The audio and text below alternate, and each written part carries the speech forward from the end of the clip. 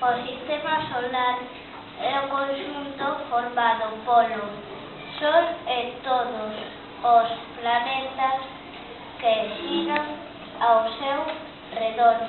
O Sol é unha estrela composta por gas.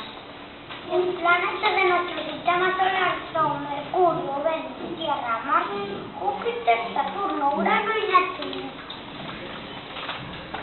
La Tierra es uno de los 8 planetas que giran alrededor del Sol. Están separados unos de otros por grandes distancias. El Sol y todos los cuerpos celestes que giran a su alrededor pertenecen al sistema solar. El sistema solar forma parte de la galaxia y puede observarse desde muchos puntos del planeta, como el observatorio situado en la cima del volcán Mauna Kea, en Hawái, Estados Unidos.